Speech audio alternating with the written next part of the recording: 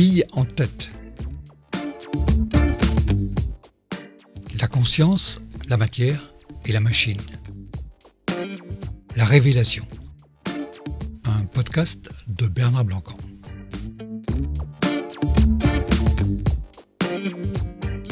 Épisode 2. Quand l'eau reflète nos humeurs. Dans le premier épisode, j'avais montré que 30 personnes rassemblées dans une salle pouvaient influencer les mesures électriques d'un verre d'eau. Les courbes de mesure avaient fait un bond significatif au moment où les personnes s'étaient concentrées pendant 3 minutes pour donner à cette eau des vertus guérisseuses. Mais c'est ce qui précédait ce moment dans la courbe de mesure qui m'avait intrigué. Pourquoi les courbes n'étaient-elles pas plates ? Une fois chez moi, j'ai longuement observé la courbe que j'avais obtenue pendant ce rassemblement. J'ai constaté qu'elle montait par moments et descendait à d'autres. Que signifiaient ces montées et ces descentes de courbe pendant que je parlais et que j'étais encore le seul à avoir vu le verre d'eau ? En envoyant une information positive à l'eau pour qu'elle acquiert des vertus guérisseuses, les participants avaient fait grimper les mesures. J'en ai conclu que la courbe des mesures montait quand il se passait quelque chose de positif. En observant donc les vagues qui se formaient sur la courbe pendant que je parlais, je me suis alors demandé si ce n'était pas moi qui avais influencé les courbes de mesure électriques de l'eau à ce moment-là.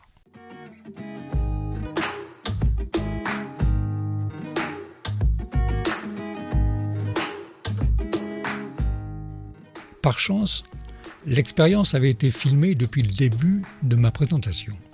Dans le cadre, une horloge était accrochée. De sorte qu'en regardant la vidéo, j'ai pu voir dans quel état psychologique je me trouvais au moment où les courbes de mesure montaient ou quand elles descendaient.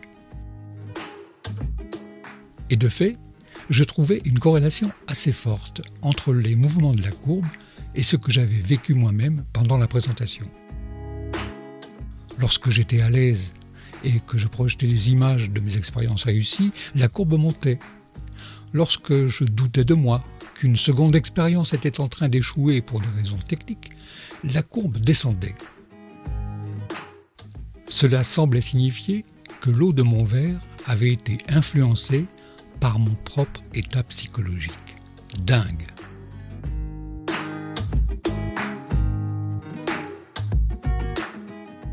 Le jour même, je testais mon hypothèse.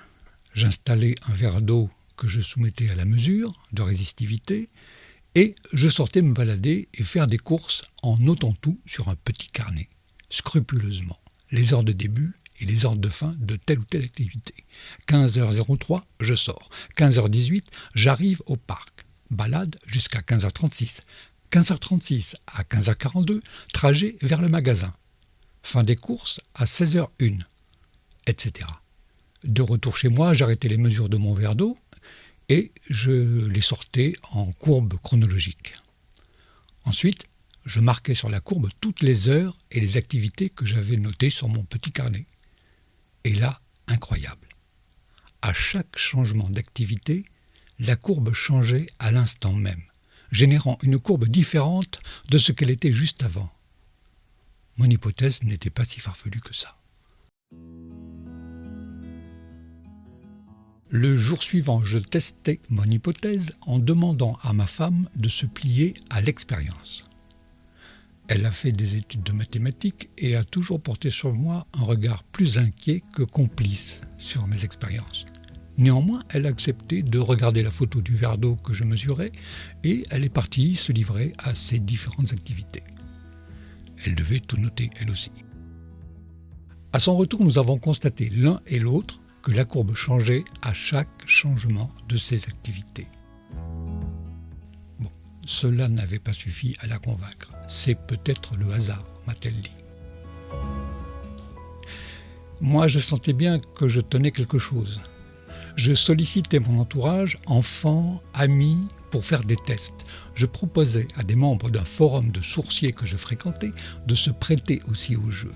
Et à chaque fois, j'observais les mêmes changements de mesure au moment où les gens changeaient d'activité. En une dizaine de jours, j'avais amassé suffisamment de mesures pour commencer à chercher à comprendre ce qui se passait à travers ce curieux phénomène. Ainsi, lorsque nous regardions un verre d'eau, les mesures du verre d'eau s'accordaient avec ce que celui ou celle qui avait regardé le verre d'eau avait vécu. Cela reflétait notre humeur. Mais comment l'eau pouvait-elle se synchroniser avec nous ?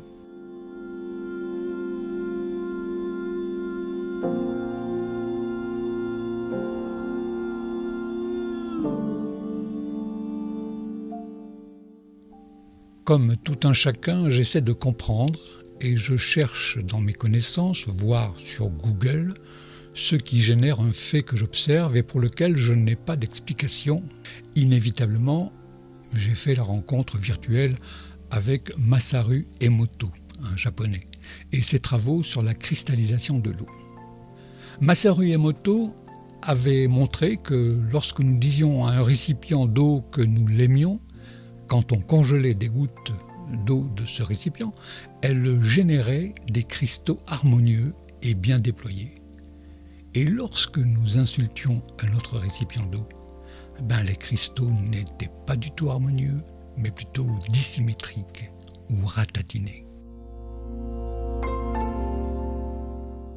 N'empêche que dans les expériences de Masaru Emoto, il y avait un lien évident entre l'eau et les émotions.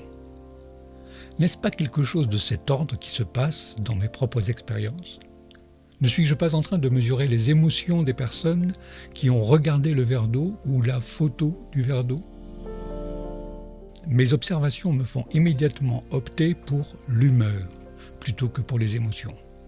Les émotions sont nombreuses et souvent éphémères. En revanche, ces courtes émotions vont nous impacter plus durablement dans un état prolongé que l'on appelle humeur.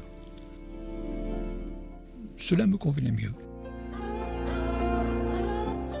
Et puis, ne sommes-nous pas constitués d'eau nous-mêmes ? Et si, à plus de 70%. 90% dit même le professeur Marc-Henri qui travaille sur le sujet. Il considère que chaque molécule contient elle-même beaucoup d'eau. Pour aller dans son sens, le squelette d'un homme pèse de 4 à 6 kilos. Oui, je sais, c'est pas de très beaucoup, mais enfin, il fallait le dire.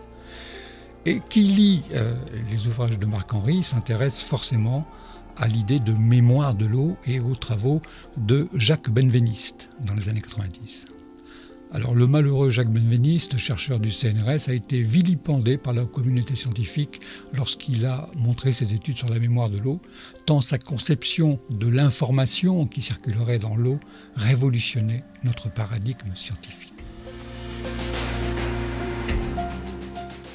Plutôt que considérer le fond de sa recherche, on l'a soupçonné de tricher et on a mis en avant toutes les erreurs et incohérences de sa recherche. Néanmoins, et ça ne va pas dans le sens de Jacques Benveniste, ce qui se passe lorsque je mesure une personne et ses activités ne va pas dans le sens d'une mémoire de l'eau, mais d'une sorte de mémoire flash d'un ordinateur. Cette partie qui travaille à faire circuler l'information, mais pas à la stocker. À partir de ce moment, l'eau est alors devenue pour moi le grand mystère à explorer.